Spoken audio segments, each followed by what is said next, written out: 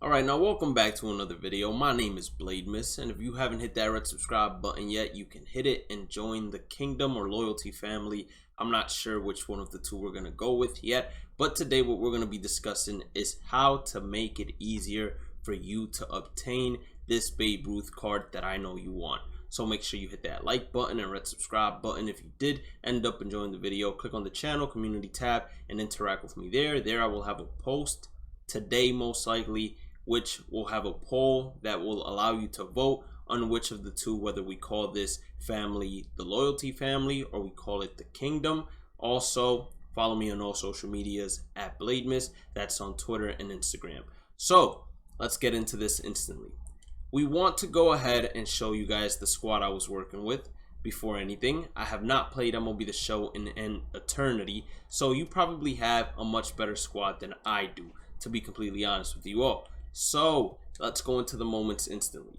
Now, the all-star difficulty moments, I would say the way to do it most effective and easiest is just score one run and then bunt with the rest of your hitters and use your bullpen if your starting pitcher isn't strong enough to go ahead and pitch all 3 innings and pitch a 3-inning shutout. Now, of course, another thing you can do if you want to guarantee 100% the victory and you're scared of giving up, let's say, a solo shot, because it does end up happening, all you can do is go ahead and score 2 runs. After you score 2 runs, you just bunt, or if you want to continue practicing your hitting or just tracking the ball in general, you can hit, let's say, singles and just put the runner to run home every single time. That way he gets tagged out and you don't waste your time going ahead and extending the inning.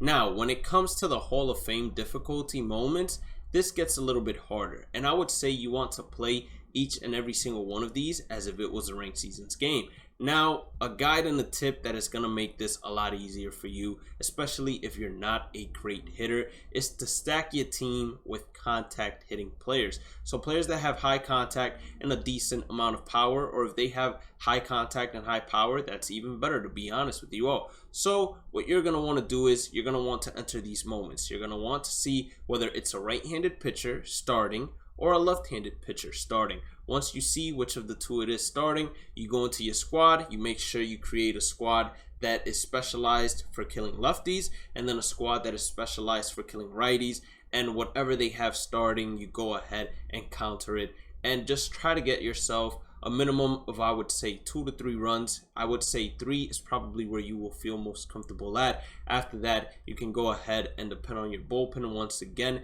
if your starting pitcher is not good enough, to just get you your outs and advance. Now, for the 9-inning game, this is probably one of the more difficult ones. They do have Corey Kluber, and then for me, they brought in 2 lefties right after to relief, and Rob Dibble, of course, as well. Now, Hall of Fame pitch speeds are no joke in this game, to be honest, and Legend pitch speeds, they're no joke either. So, in order to warm up, if you do need to warm up, I would say go into practice mode, be the home team, and then switch to hitting and practice on Legend pitch speeds without having to switch any of the sliders. Just practice on Legend pitch speeds and then come back here on Hall of Fame and everything will be a lot slower, I promise you. And who knows, maybe you'll score 10 runs in 1 inning and then just bunt the rest of the game and feel absolutely fine with that.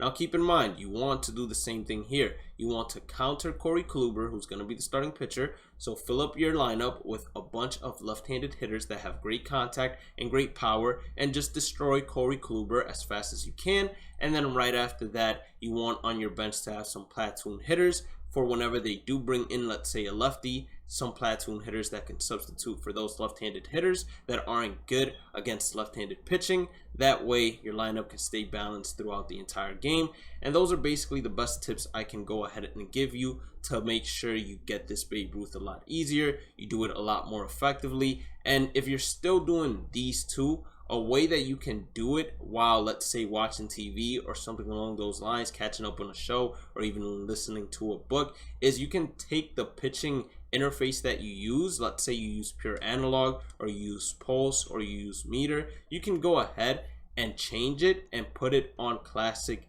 pitching in terms of the interface. And what it does is once you select the pitch, you just have to press X again, and then the pitcher, to his best ability, is going to try to locate the pitch wherever you selected it.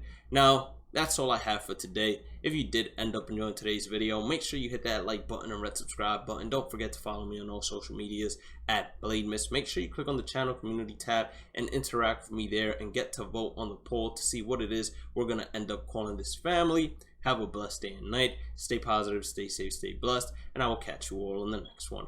Peace out.